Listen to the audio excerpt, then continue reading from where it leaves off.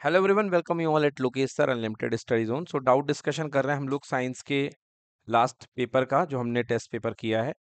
सबसे पहले देखिए क्वेश्चन नंबर 2 यहाँ पर है डिस्कस करने के लिए। कह रहा है a student drop piece of potassium and silver in the beaker containing water, the image show the reaction.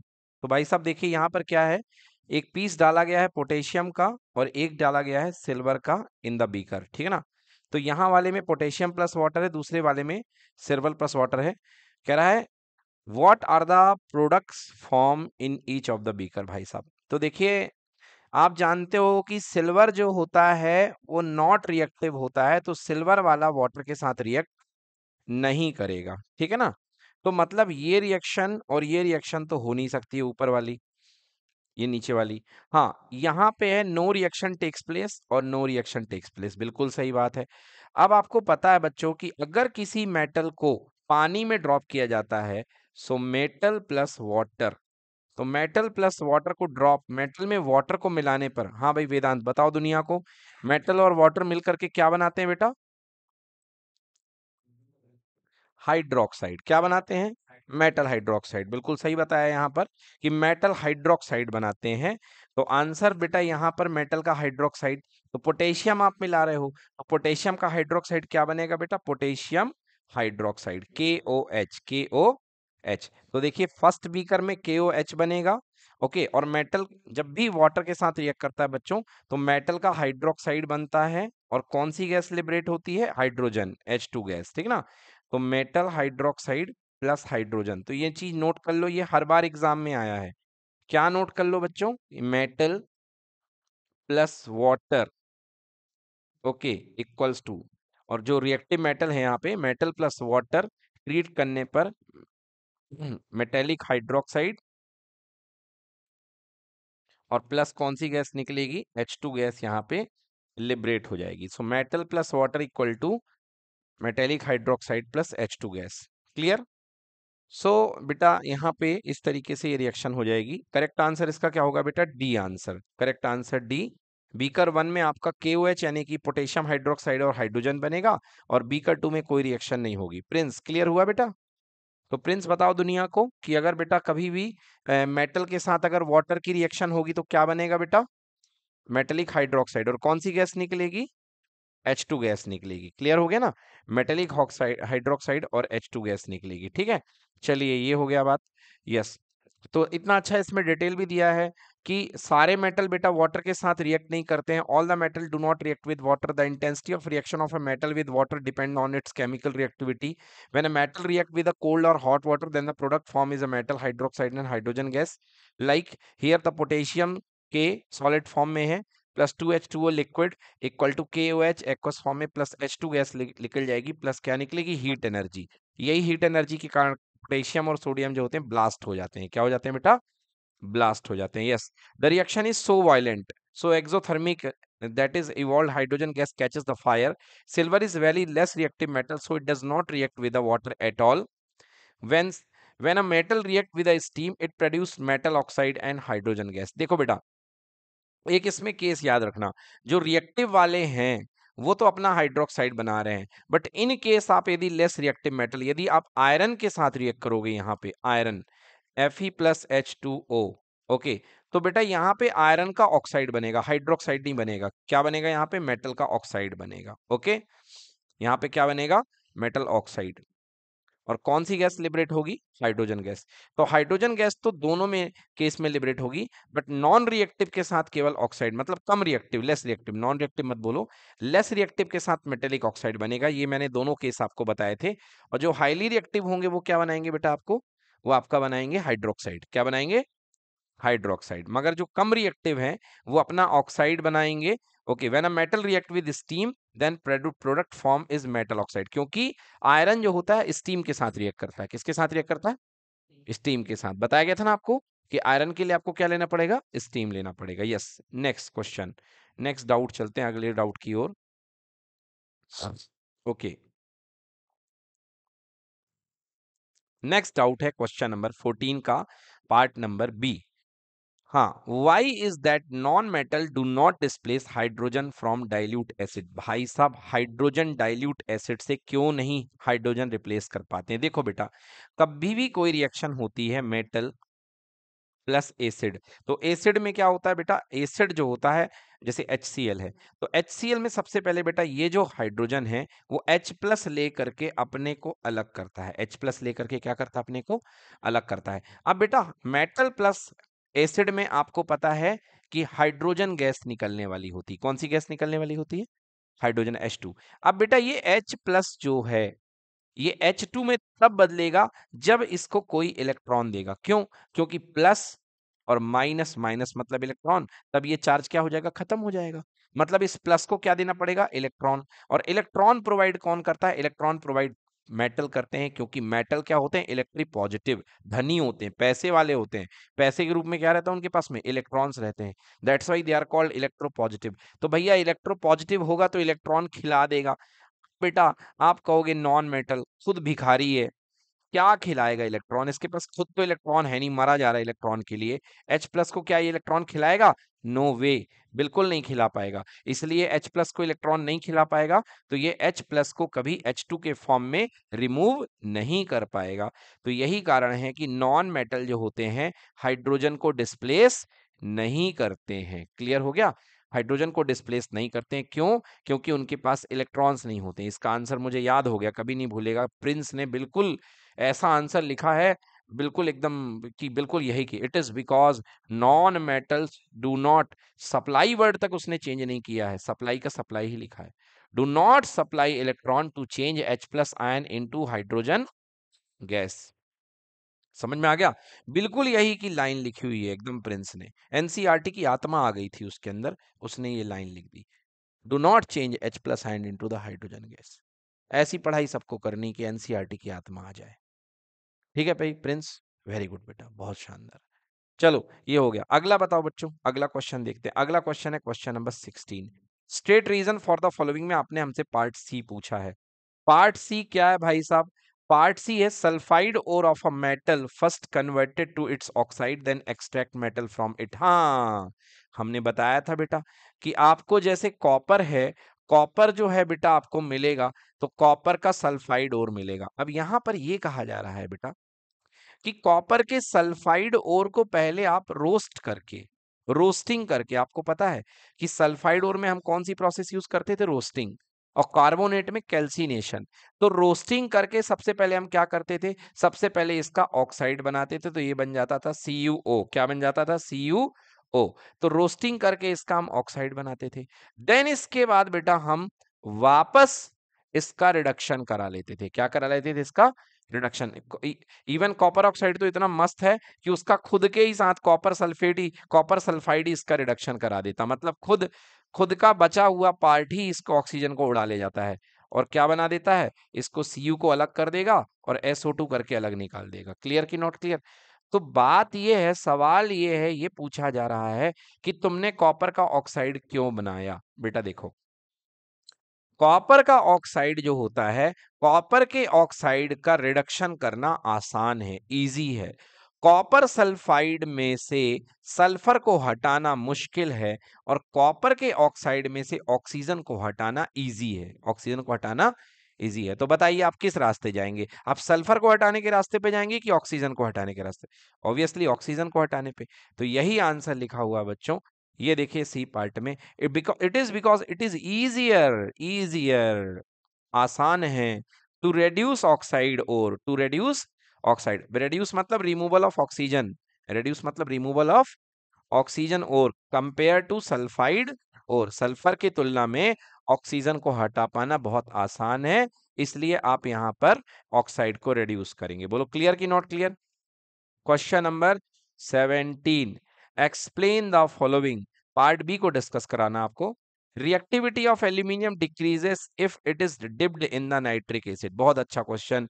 Reactivity of aluminium decrease हो जाएगी जब इसको नाइट्रिक एसिड में डिप कर दिया जाएगा। बेटे देखो क्या होता है कि एल्यूमिनियम जो होता है, अगर आप इसको HNO3 में डिप कर दोगे, HNO3 में क्या कर दोगे, डिप कर दोगे, तो यू नो कि बेटा metal plus acid equal to अपने पास में क्या बन जा लेता है बेटा, यहां पर HNO3, वैसे नॉर्मल रिएक्शन क्या होती है बच्चों कि metal plus acid equal to metallic salt plus hydrogen gas, plus कौन सी गैस, हाइड्रोजन गैस। बट मैंने आपको बताया था HNO3 से पंगा मत लेना, क्योंकि HNO3 एक स्ट्रॉन्ग ऑक्सीडाइजिंग एजेंट है। कौन सा एजेंट है, ऑक्सीडाइजिंग एजेंट बेटा। ये एल्यूमिनियम को ऑक्सीडाइज कर देगा, क्या कर देगा, एल्यूमिनियम को ऑक्सीडाइज कर देगा, और एल्यूमिनियम को ऑक्सीडाइज करके ये बना देगा एल्यूमिनियम का ऑक्साइड Al2O3। क्या बना देगा, एल्यूमिनियम का ऑक्साइड Al2O3। बेटा एल्यूमिनियम का ऑक्साइड जो होता है ना, बहुत स्टेबल क्वालिटी का होता है। क्या होता है, बहुत स्टेबल होता है। क्या होता है बच्चों, बहुत स्टेबल। यस, तो देखो रिएक्टिविटी। अब भैया तुम पहले फ्रेश थे, चमकदार थे, तुम हमें दिखाई दे रहे थे, तो जब तक तुम हमें दिखाई दे रहे थे तब तक हमने तुम्हारे ऊपर ऑक्सीडेशन कर दिया, तुम्हारे ऊपर हमने ऑक्सीजन के गुब्बारे फोड़े। अब ऑक्सीजन के गुब्बारे हमने हर तरफ से फोड़े, तो तुम्हारे एल्यूमिनियम की चमक दब गई, और हमें अब ऊपर ऊपर का एल्यूमिनियम ऑक्साइड दिखाई दे रहा है। अब बच्चों एल्यूमिनियम तो रिएक्टिव है, मगर एल्यूमिनियम का ऑक्साइड उतना रिएक्टिव नहीं है। इसलिए आपका एल्यूमिनियम तो रिएक्ट कर सकता था, मगर उसके ऊपर जो ऑक्साइड ने, गंदगी ने आके जो परत बना ली है ना, वो परत क्या करेगी, उसकी रिएक्टिविटी को आगे छिपा लेगी, उसको रिएक्टिविटी नहीं करने देगी। तो यही आंसर लिखा हुआ है, देखिए, it is due to the formation of oxide layer on the surface which make it passive. Passive मतलब बेटा लेस रिएक्टिव। जब ऑक्सीजन की परत जम जाती है बेटा, तो ये इसको पैसिव यानी कि लेस रिएक्टिव बना देता है।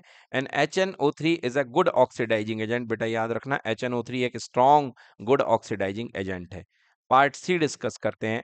Metal like calcium and magnesium never found in their native state. अरे भाई साहब बहुत सरल सवाल। Metal like magnesium and calcium, मतलब यार जिस बच्चे ने ना इस सवाल का गलत आंसर दिया है, बड़ा दुख होता है यार ऐसा देख करके। क्या यार, आपको पता है यार कि कान का मंगल जानू फैशन का परवाना है, सबको पता है। देखो बेटा पहले बात कर लो, पहले बात कर लो, उसके बाद में आंसर। बेटा कान का मंगल, कान का मंगल रिएक्टिविटी सीरीज में क्या है, सबसे ऊपर है। सबसे क्या है, ऊपर है। इवन मतलब है ना, कान, कान ए तो एने तो छोड़ ही दिया मैंने। ओके, अब हो गई बात पूरी यहाँ पे।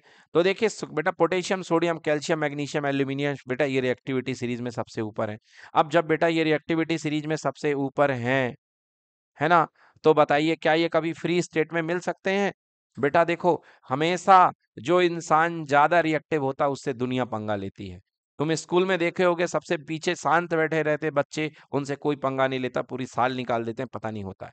मगर जो ज्यादा फुदुक फुदुक करते हैं क्लास में, उनको हर कोई उनसे आकर के पंगा लेता है, उनसे हमेशा लड़ाई बनती रहती है। क्यों, क्योंकि वो रिएक्टिव होते हैं बेटा। और अगर आप रिएक्टिव हो तो आपके बिना बोले 1000 दुश्मन तैयार होंगे, 1000 दोस्त तैयार होंगे।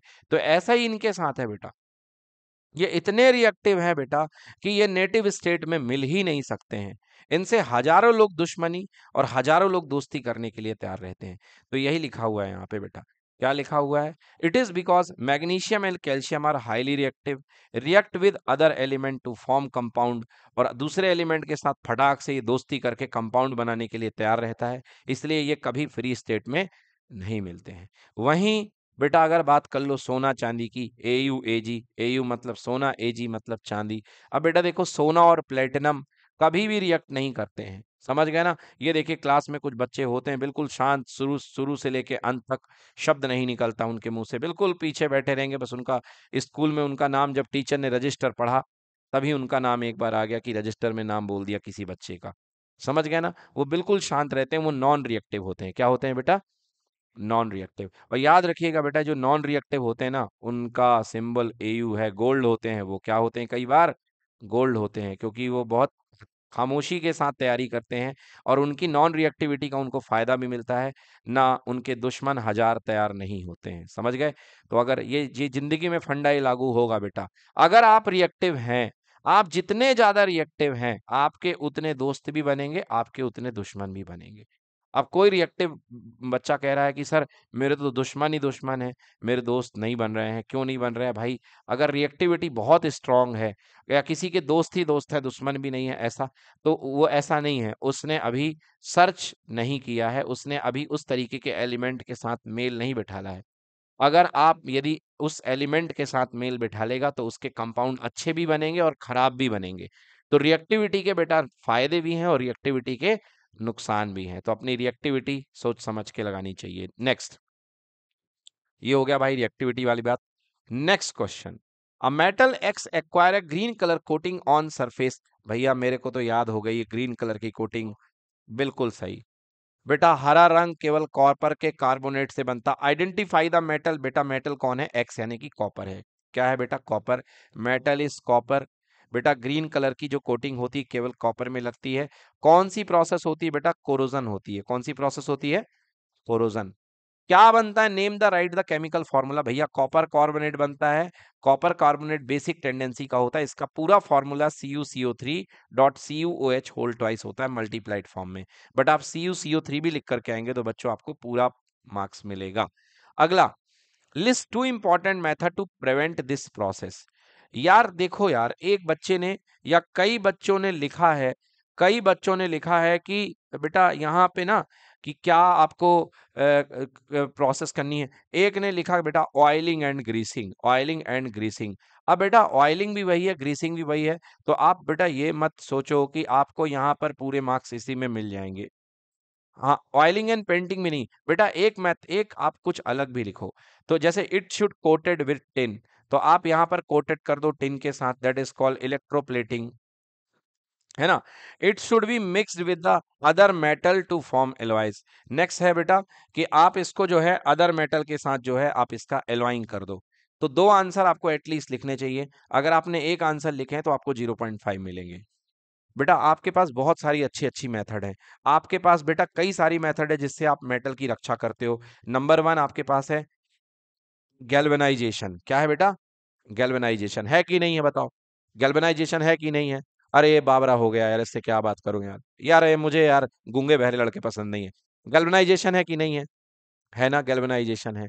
और कौन सी है? इलेक्ट्रोप्लेटिंग है। कौन सी है बेटा? इलेक्ट्रोप्लेटिंग है। एलॉइंग है, उसको सुनाई नहीं देता, सॉरी। एलॉइंग है, कौन सी है?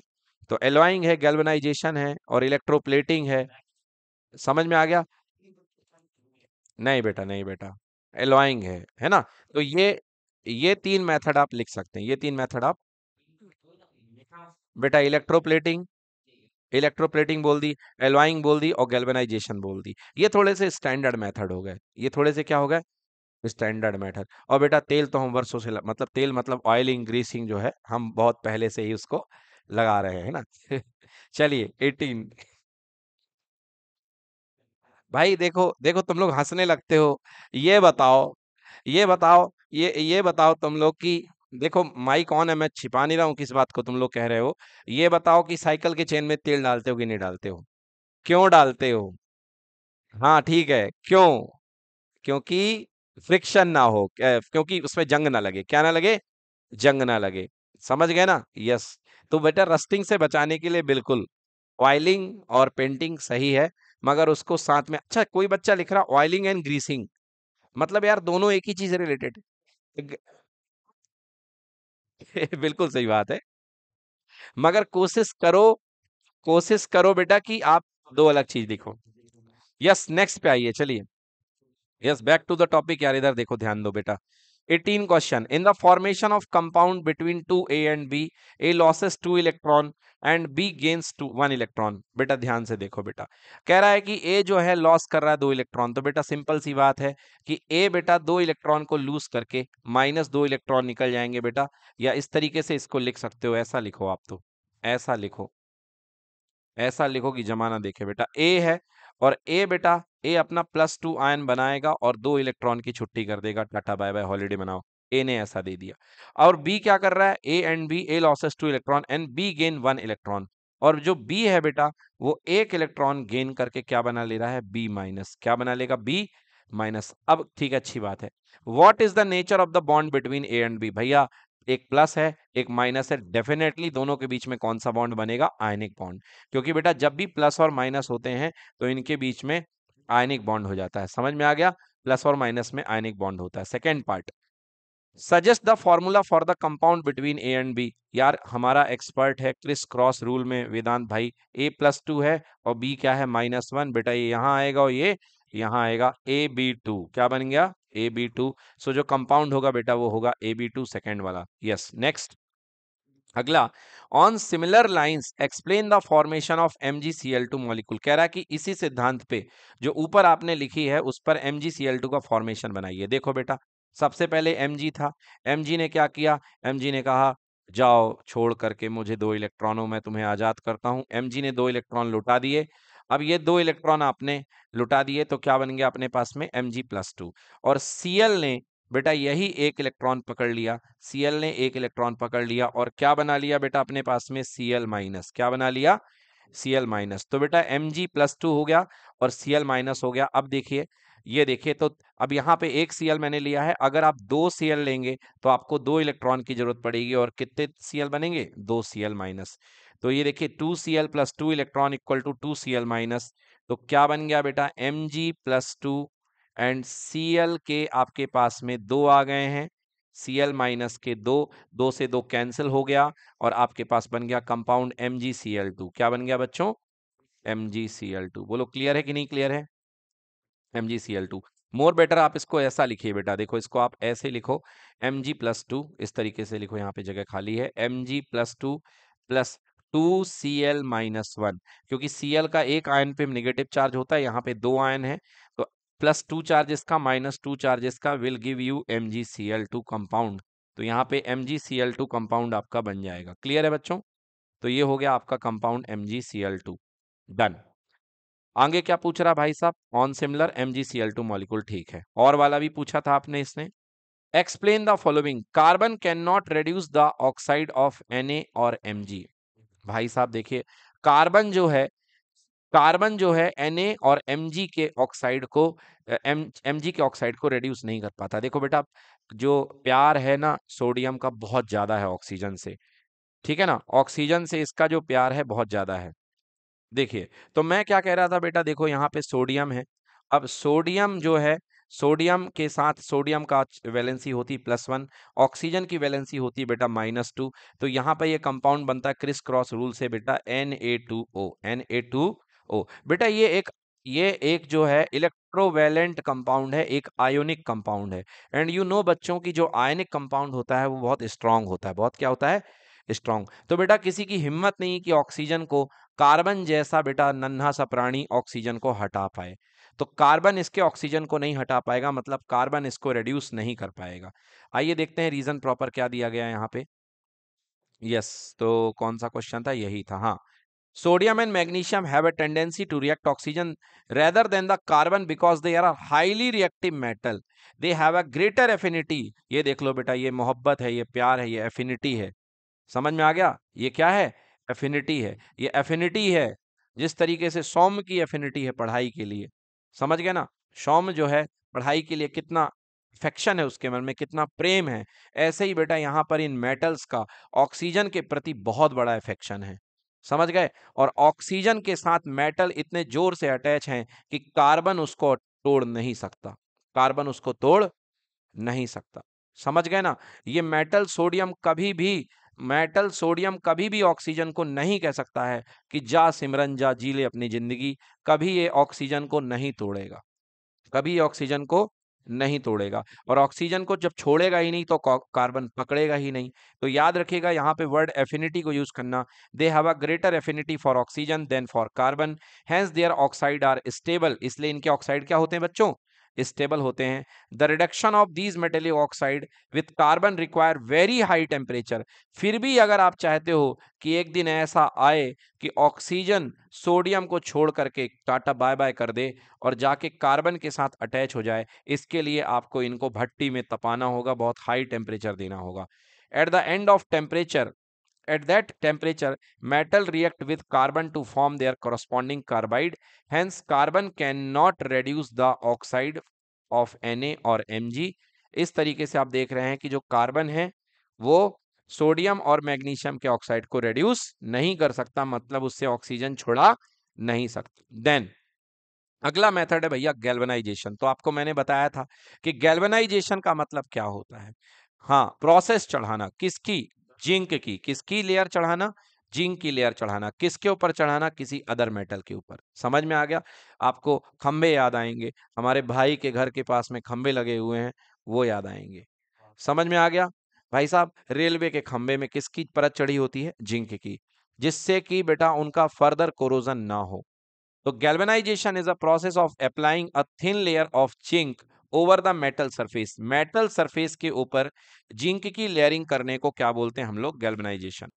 तो बेटा ये हो गया। देखो फिर से एक बार गैल्वेनाइजेशन। तो galvanisation is a process of applying thin layer of zinc over the metal surface. It prevent further contact of metal surface with atmosphere and reduces the corrosion level, so the iron article are galvanized। Iron article को galvanise किया जाता है किसके साथ? एक thin layer zinc की उनके ऊपर चढ़ाई जाती है।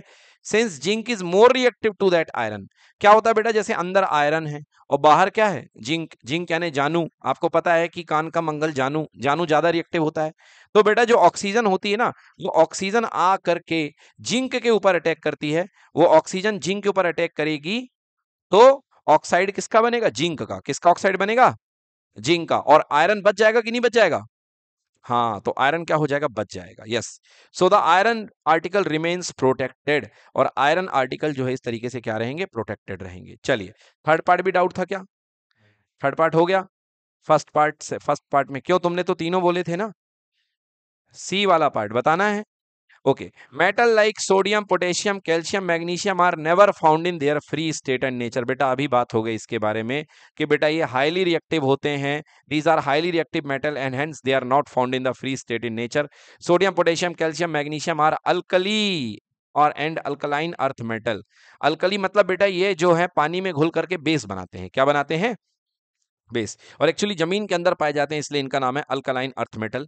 दे are the most reactive metals.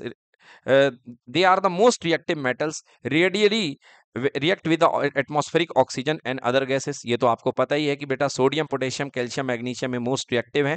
और इनको जैसे ही हवा मिलती है बेटा, ये हवा के अंदर के ऑक्सीजन के साथ रिएक्ट करते हैं, फटाक से अपना ऑक्साइड बना लेते हैं।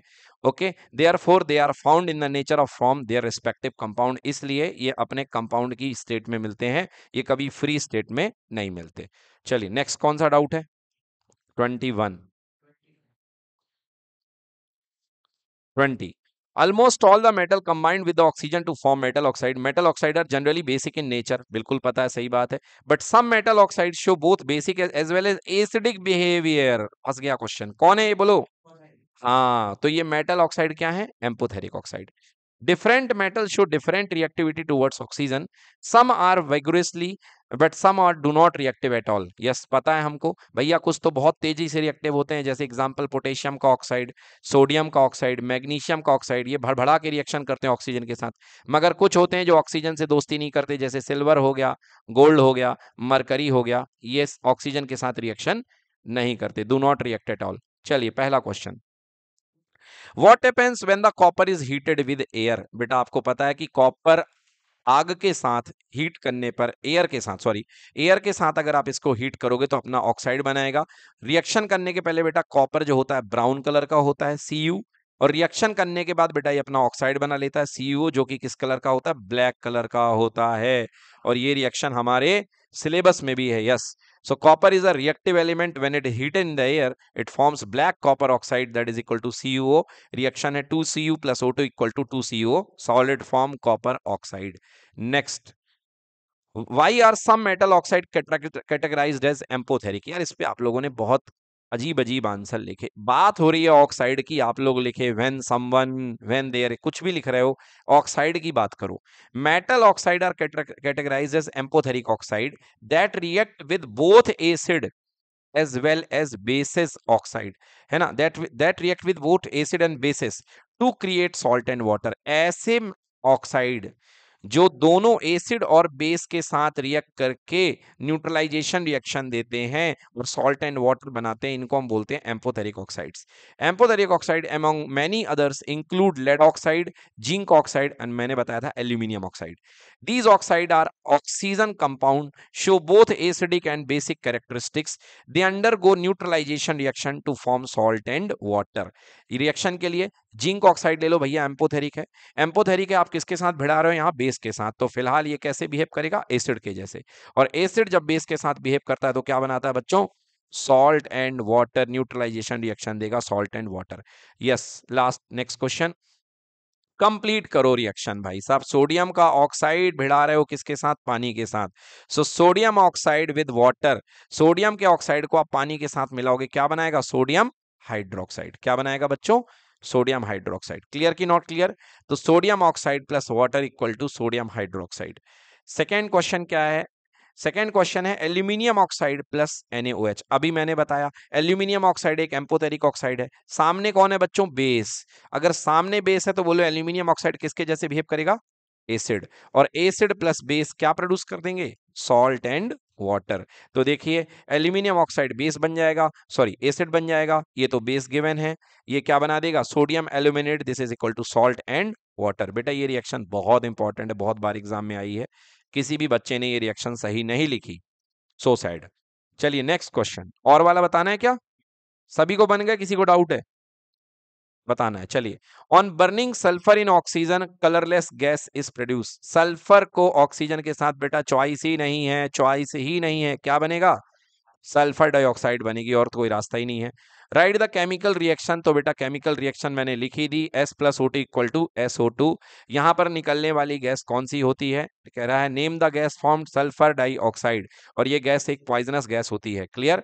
Yes, yes, the gas formed is sulphur dioxide which is colourless, इसका रंग नहीं होता है, और पॉइजनस क्योंकि बेटा पेट्रोल जलता है तो उसमें से धुएं में भी ये सल्फर डाइऑक्साइड निकलती है, दैट इज वेरी पॉइजनस, आपके नाकों में चुभन उत्पन्न करती है। ठीक है? और ये एक प्रकार का पॉल्यूटेंट है। क्या है ये? पॉल्यूटेंट है। यस। हाँ, अब कह रहा नेचर ऑफ द गैस क्या है भाई? नेचर ऑफ द गैस, बेटा नेचर ऑफ द गैस कैसे निकालोगे? बोलो, सल्फर मेटल है कि नॉन मेटल? सल्फर क्या है? नॉन मेटल है। और नॉन मेटल का ऑक्साइड क्या होता है? नॉन मेटल का ऑक्साइड एसिडिक होता है। क्या होता है? एसिडिक। तो सल्फर का ऑक्साइड, सल्फर डाइऑक्साइड कैसी गैस होगी? एसिडिक। कैसी गैस होगी? एसिडिक। क्लियर? नॉन मेटल के ऑक्साइड क्या होते हैं? एसिडिक होती है। आगे क्या कह रहा है भाई? What will the action on the dry litmus paper. यार ये बताओ, सूखे लिटमस पेपर में, सूखे लिटमस पेपर में ड्राई SO2 गैस क्या कोई कमाल दिखा पाएगी? नहीं दिखा पाएगी। आप इसको गीला कर दोगे तभी तो इसका एसिड बनेगा। So SO2 gas has no effect on the dry litmus paper because its so acidic behaviour only in the presence of water. जब आप इसमें पानी मिलाओगे, तो यदि आप इसमें पानी मिलाओगे तो H2O बन जाएगा, H2O से मिलने से ये बन जाएगा H2SO3, that is called sulphurous acid. क्या बोलते हैं? Sulphurous acid. मैंने बताया था कि बेटा जब हम गाड़ी से धुआं निकलता है और ये धुआं जाकर के बादलों में बैठ जाता है, ये बन जाती है SO2 गैस। SO2 बादल में जाके पानी में मिल जाती है, और पानी में मिलने के बाद क्या बरसती है? एसिड बरसता है। क्या बरसता है? एसिड। और इस वाली रेनिंग को क्या बोलते हैं? Acid rain. कौन सी रेन बोलते हैं? Acid rain. पहली बारिश हमेशा नुकसानदायक होती है, that is called acid rain. Done. चलिए देखिए 15 का बी वाला पार्ट देखिए, कह रहा है show that the formation of calcium sulphide with the transfer of electron. देखो बेटा कैल्शियम सल्फाइड कैसे बनेगा? आपको बेटा वैलेंसी ज्ञात होनी चाहिए, वैलेंसी पता होनी चाहिए। तो कैल्शियम क्या करेगा बेटा? सबसे पहले कैल्शियम 2 इलेक्ट्रॉन छोड़ देगा और Ca+2 बना देगा। 2 इलेक्ट्रॉन को टाटा बाय कर दिया, 2 इलेक्ट्रॉन निकल गए। अब ये बेटा 2 इलेक्ट्रॉन जो निकले हैं इसको सल्फर पकड़ लेगा। तो ये देखिए सल्फर बैठा हुआ है, सल्फर ने इन 2 इलेक्ट्रॉन को ले लिया। बोलो क्लियर कि नॉट क्लियर? और बना लिया, क्या हो गया? S-2। क्या बना लिया बेटा? S-2। इसने छोड़ा, इसने पकड़ा। अब देखो बेटा कैल्शियम 2 इलेक्ट्रॉन को छोड़ करके क्या बना लिया था? Ca+2 cation. और बेटा सल्फर ने 2 इलेक्ट्रॉन को पकड़ के क्या बना लिया था? S-2 anion. बोलो क्लियर? +2 से -2 क्या हो गया? कैंसिल। और क्या बन गया? Calcium sulphide. क्या बन गया? Calcium sulphide. तो देखो इसने 2 इलेक्ट्रॉन छोड़े, इसने 2 इलेक्ट्रॉन लिए, ये बन गया Ca+2, ये बन गया S-2। Ca+2 और S-2 दोनों चार्ज न्यूट्रल हो गए, और क्या बन गया? Calcium sulphide. क्लियर कि नॉट क्लियर? जितने भी आयनिक कंपाउंड होंगे बच्चों ऐसे ही बनेंगे, एक इलेक्ट्रॉन को छोड़ेगा और एक इलेक्ट्रॉन को ले लेगा। बोलो और कोई डाउट इसमें है? सारा पेपर क्लियर है अच्छे से? बोलो भाई। हाँ भाई भूमि, पूरा पेपर अच्छे से क्लियर है? कुछ पूछना तो नहीं है? कुछ पूछना तो नहीं है? हाँ पूछो। मेटल और उसके ओर के बीच में डिफरेंस देखिए, 3 चीजें हैं, एक है मिनरल, और फिर है ओर, और फिर है मेटल। देखिए सबसे पहले आपके पास में मिनरल। मिनरल एक्चुअली जो है, मिनरल जो है आपको कौन सा एलिमेंट चाहिए है? कौन सा एलिमेंट चाहिए है उसकी बात होती मिनरल में। समझ में आ गया? कौन सा एलिमेंट हो सकता है आपको कैल्शियम चाहिए हो सकता है आपको खुदाई करके क्या निकालना हो, आपको खुदाई करके आयरन निकालना हो, आपको खुदाई करके गोल्ड निकालना हो, एयू। तो बेटा जो आपको चाहिए है, जो जो आपने एलिमेंट को सोचा निकालने के लिए, उसकी बात हो रही है मिनरल की। समझ गए? अब मिनरल निकालने के लिए आप खुदाई करोगे तो आपको जैसे किसी जगह पे पता चल गया कि वहां पे मिनरल है मतलब वहां पे उस चीज के कंपाउंड है, उस चीज के क्या है, कंपाउंड है। अब वहां पर जिस जगह पे मिनरल मिल रहा है उस जगह पे कई प्रकार की चट्टानें हैं, चट्टान 1 2 3 4 5 6 7 8 9 ऐसी हैं। अब मान लीजिए आपको निकालना है क्या, आयरन निकालना है या कॉपर निकालना है। तो कॉपर एक जगह आपको मिल रहा है कि अरे यहाँ पर तो जमीन में 20% कॉपर है, खर्चा ज्यादा आएगा और कोई मतलब नहीं है। एक जगह कॉपर 30% मिल रहा है, टेस्टिंग की गई, माइनिंग की गई, जमीन को खोद के सैंपल निकाला गया। एक जगह कॉपर बेटा क्या निकाला गया, मान लो 90%। कितने परसेंट का कॉपर है, 90%। अब ये बताइए कि इनमें से सबसे ज्यादा प्रॉफिटेबल वाली कौन सी सैंपल है, ये वाला 90% वाला, ये सुनो। तो ऐसा वाला mineral, the mineral from which metal is profitably extracted, जिसमें से आप प्रॉफिटेबली मेटल निकाल सकते हो, उसको क्या बोलते हैं, ओर। क्या बोलते हैं उसको, ओर। बोलो क्लियर कि नॉट क्लियर?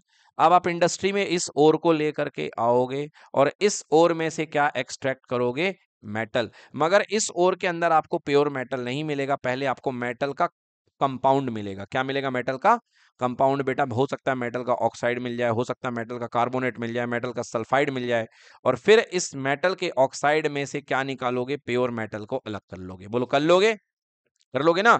प्योर मेटल को अलग करने के बाद भी इसके साथ धूल कंकड़ है ना, गंदगी लगी होगी, उसको आप क्या करोगे, प्योरीफाई करोगे। क्या करोगे, रिफाइनिंग करोगे। क्या करोगे, रिफाइनिंग। और रिफाइनिंग करने के बाद आपके पास में प्योर मेटल आ जाएगा। क्लियर? क्या आ जाएगा, प्योर मेटल। डन, क्लियर हो गया? सो ये है डिफरेंस किसके बीच में, मिनरल और ओर के बीच में। ठीक है ना? हाँ, ore are the minerals from which the metal is profitably extracted. एक मिनट रुक जाइए। यहाँ पे अब इन्होंने पूछा इलेक्ट्रोलिटिक प्रोसेस किस में यूज की जाती है। बेटा इलेक्ट्रोलिटिक प्रोसेस यूज की जाती है हाईली रिएक्टिव मेटल में। किस में यूज की जाती है, हाईली रिएक्टिव मेटल में। एंड यू नो बेटा कि हम कॉपर की बात कर रहे थे ना, कॉपर हाईली रिएक्टिव मेटल में नहीं आता, कॉपर हाईली रिएक्टिव मेटल में नहीं आता, नीचे से चौथे नंबर पे है। तो यहां पर इलेक्ट्रोलिटिक प्रोसेस का यूज नहीं होगा। आपने पूछा हमसे, कॉपर का जो कंपाउंड होता है बच्चों याद होगा, कॉपर बनाता है सल्फाइड। क्या बनाता है, कॉपर सल्फाइड बनाता है। तो कॉपर के सल्फाइड को हम सबसे पहले बदलते हैं कॉपर के ऑक्साइड में, और कॉपर के ऑक्साइड से कॉपर को अलग कर लेते हैं सीयू में। तो यहाँ पे जो प्रोसेस यूज होती है बेटा सल्फाइड ओर है। तो सल्फाइड ओर के लिए कौन सी प्रोसेस यूज होती है, कौन बताएगा, मेरे लिखने के बाद बताओगे, रोस्टिंग। कौन सी प्रोसेस यूज होगी, रोस्टिंग। तो अगर आपके पास कॉपर का सल्फाइड कंपाउंड है तो रोस्टिंग यूज होगी, कार्बोनेट कंपाउंड है तो कैल्सिनेशन, कैल्सिनेशन। ठीक है ना? और हाईली रिएक्टिव है तो इलेक्ट्रोलिटिक। कौन सी मेथड, इलेक्ट्रोलिटिक।